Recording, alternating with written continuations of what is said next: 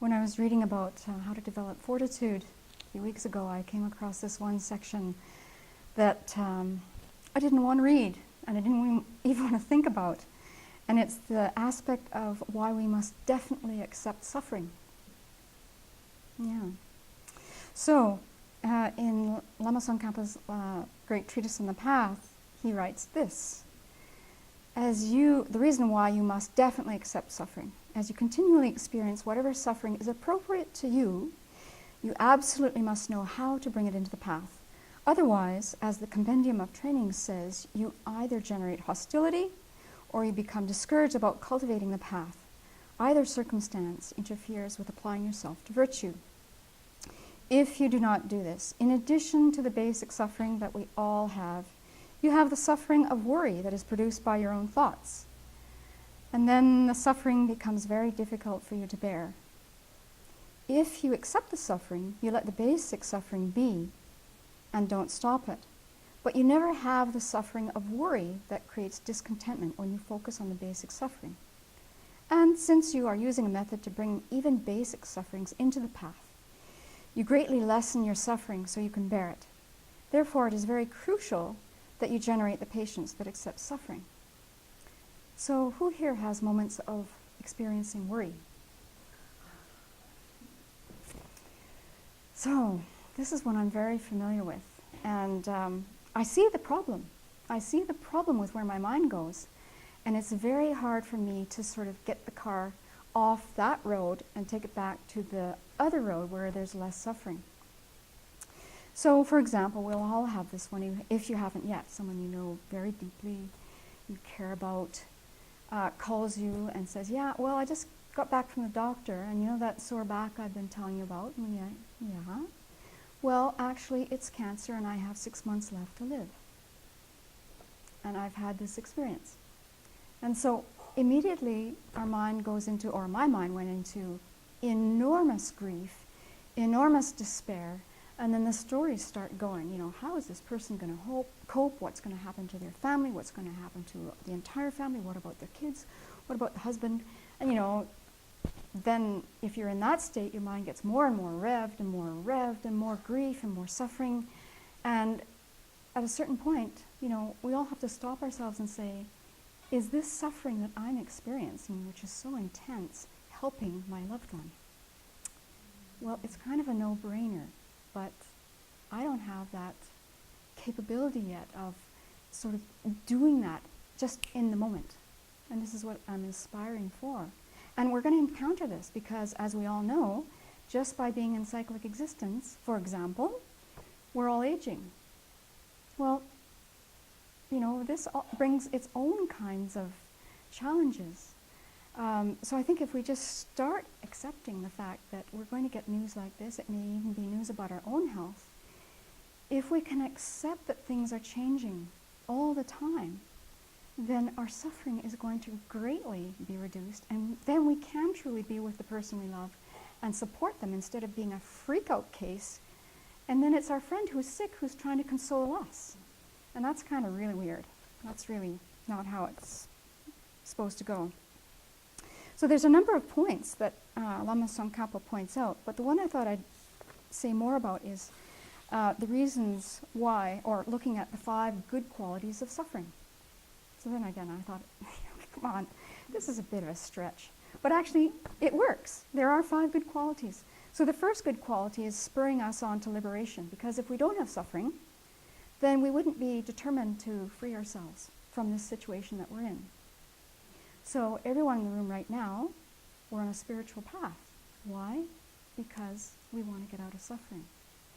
Now, someone I know dearly since I was born, who will remain nameless, this person has no spiritual practice. This person is very successful. He is, in my mind, quite rich. He has a wife who's also very wealthy. They can go and do whatever they want on the planet. They buy whatever they want. This person has been relatively healthy. Let's see. Yeah. So he looks at my life and he thinks that I'm a nutcase. And what am I talking about with this suffering? Because, you know, well, in his case, he just does not see it. Even though, you know, if things happen in a day, which are hundreds of things in a day, it's someone else's fault, or it's a nuisance, and this person has a lot of anger. But, there's no real suffering going on there. So, yeah. And then, of course, at the end of the day, then the logical solution is if you're still wrapped up with whatever topic is disturbing you, then you have a few drinks and a nicely chosen bottle of wine, and you just get numbed out, and, life is good. So, the second good quality of suffering is it dispels our arrogance. This is because when suffering strikes us, it reduces our sense of superiority. So, in a nutshell, I think when we're in our 20s and 30s, we think that we're invincible. And I'm sorry if you're in your 20s and 30s that you don't think that. Yay. But I remember when I was in my 30s, I came down with a sore throat. Typical thing if you're a school teacher, no problem. Friday night I wasn't feeling well. By Saturday, it felt like I had a furnace in my throat and I couldn't swallow. By Saturday night, I couldn't make it down the stairs in our home. And by Sunday, I couldn't lift my head off the pillow. And so we had a doctor who did a house call, and he came to the house because I was going down the tube very fast. So here I am, 30s, can do whatever I want because I'm invincible. I see very clearly that I'm in big trouble. And had the doctor not come to the house, I don't know what would have happened. I don't know. But anyway, the solution was penicillin, and within a few days I was sort of okay. And he did tell me that, because I had this thing called scarlatina, that I would feel like I was 80 years old for about 6 months. And I thought, oh, come on, doctor. You're just, that's the textbook story. I'm going to be fine in a week. Well, in actual fact, I felt like I was 80 for about a year. And I wasn't sure I was ever going to recover. So that experience really taught me that life is very fragile, that I'm not invincible, and I better really take advantage of every moment that I have, because going down that fast was a really big shock. So the third good thing about suffering is it causes us to avoid negativities, or it should. So if we have any idea that there's something like karma and that it works, then we can really work with this one. So in the past year, I had the experience of going for a training program, and the feedback that I got in this training program was that I did it wrong, and I did it wrong all the time. Did it wrong, and I did it wrong all the time. This was really hard to take. It made me quite sad, and it made me quite afraid. And, I realized at the time that I had created the causes in the past for this kind of treatment. I have, so I didn't like it. It wasn't fun. I was miserable, but there's the story. I had created the causes for this. So if I want to be treated nicely, then I better treat others nicely. So hello. The fourth good quality of suffering is that it causes us to like virtue. So, even the practice of generosity, even if it's just helping someone for a moment, or you see that someone's tired in the kitchen, okay, why don't you go take a break and I'll do the dishes. Something so simple.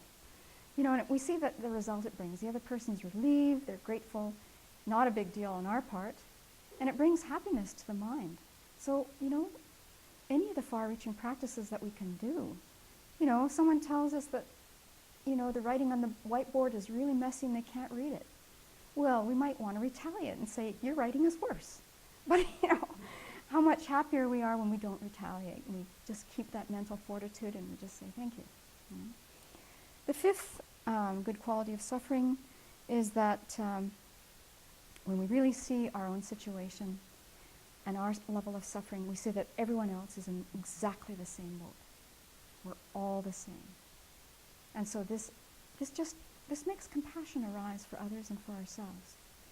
And so these are very compelling reasons to really invite suffering, although I'm saying that, not really believing it yet, but I'd like to invite it.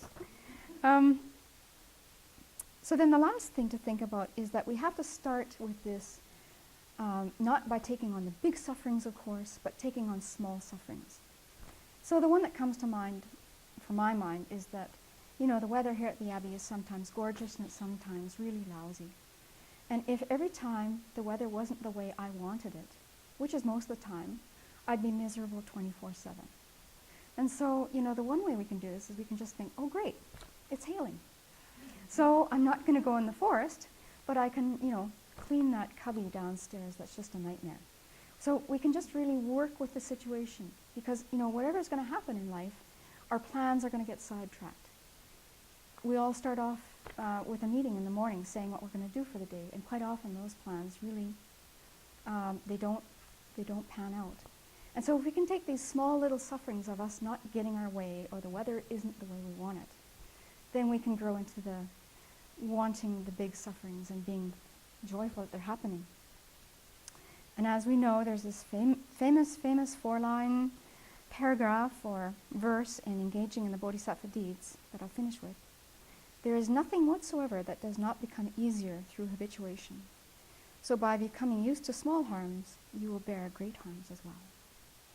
So with that, let's head our minds towards acceptance.